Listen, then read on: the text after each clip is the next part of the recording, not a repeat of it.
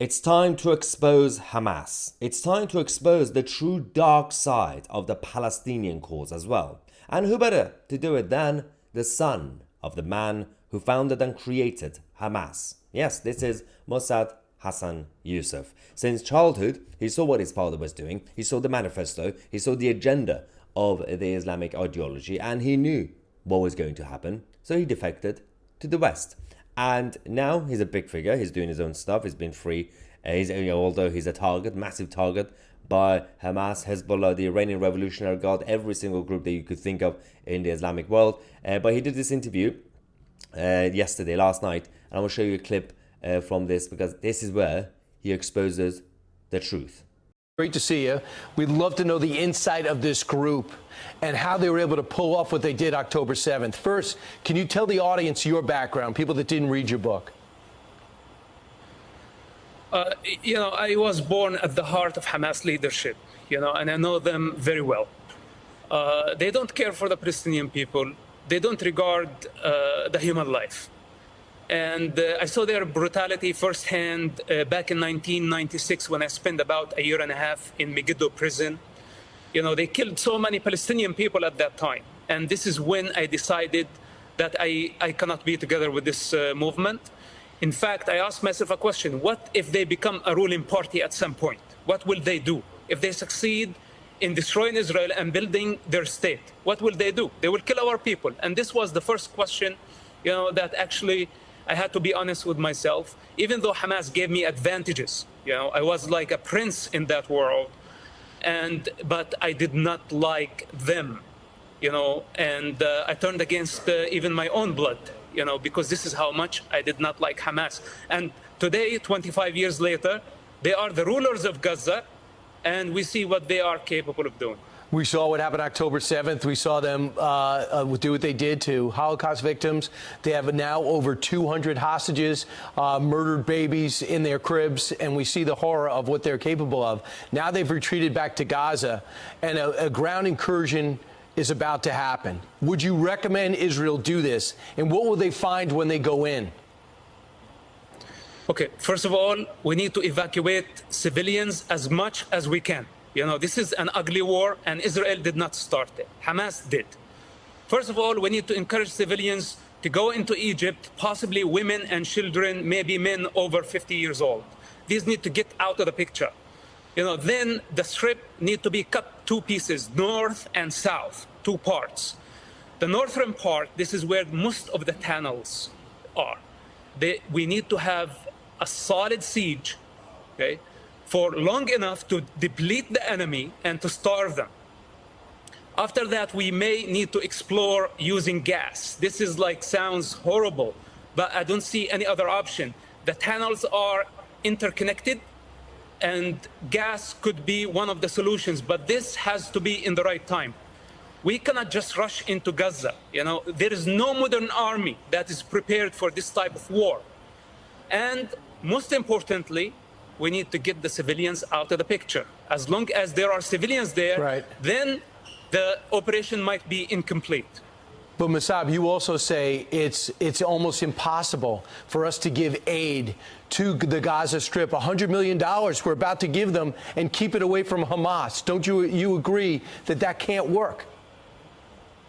Look, after we destroy the tunnels, we need to finish Hamas rule in Gaza Strip. This is priority number one. Then we need to replace the regime. Could be the Palestinian Authority, could be the Egyptian government, could be Arab League force. We need to replace their rule in Gaza. After that, we can talk about aid. But as of now, sending any aid is a mistake.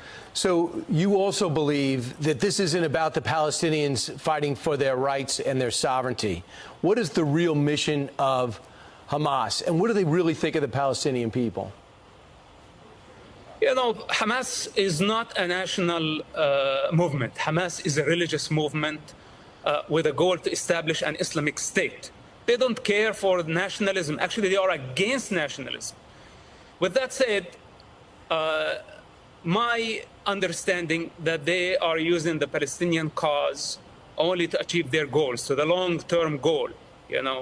transforming the Middle East and the world into an Islamic state. This is Hamas agendas, and they are not hidden, by the way. So Hamas is serving foreign agendas. We're talking about Iran, and we're talking about Russia lately.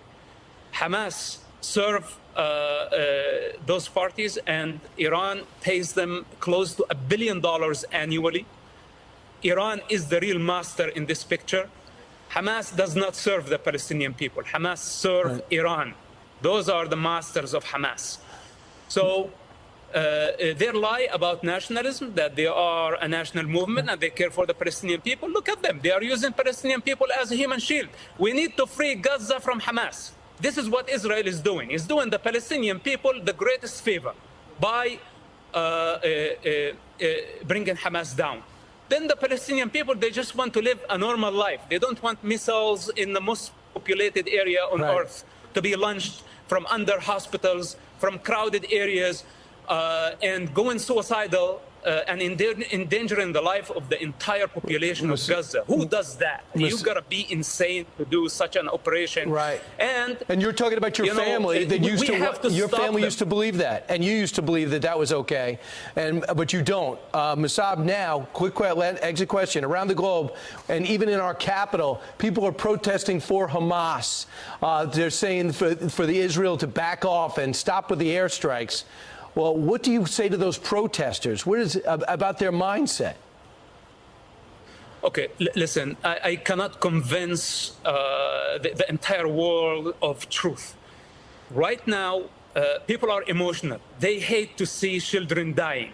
Even though, Hamas is killing the people at the hospital, and we have evidence of that, but they still blame Israel. People can blame whoever they want. But now we have to concentrate. We have to focus. Public opinion is very important, but unfortunately, it's not the time to win the public opinion.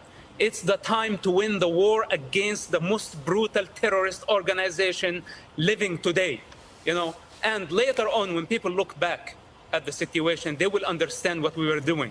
We should not be afraid of the public opinion. We have to explain as much as we can. And you're doing but that. Now we have to concentrate on our goals. And Musab, that's why your perspective is so vital and you're unique.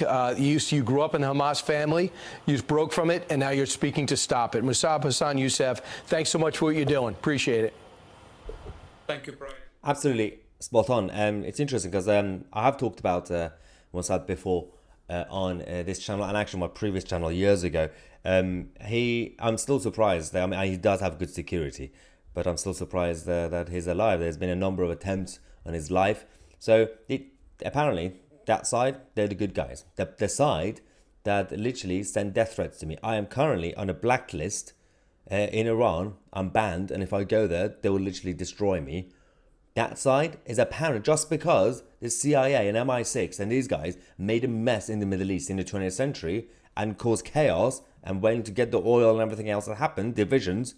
Just because of that, the foreign policy decision makers, apparently we have to be so much against the West that we will end up supporting the Eastern globalists. This is the problem that I have with some people in the West. Who are so spoiled, sitting there in their comfortable living rooms and say, yeah, I just don't like what Tony Blair did, so I'm just going to be backing any enemy of Tony Blair. Even if that means they're going to come and destroy me and my wife and my mother and my sister. This is what we're dealing with. They're people who have not experienced hardship, war, actual conflict, like me and my family. They're telling me what to think. They are telling me not to support innocent civilians. Not just in Israel, but also in Gaza. They are also being oppressed by Hamas in Gaza, civilians. They are being destroyed. He literally explained the whole situation. But me and my channel, we still get criticized. Because apparently I get paid by Mossad. I wish. They have a lot of money. But they don't give me anything. Anyway, fight for humanity, fight for freedom, fight for peace. And by fighting for peace, you do not advocate for ceasefire. You destroy the enemy.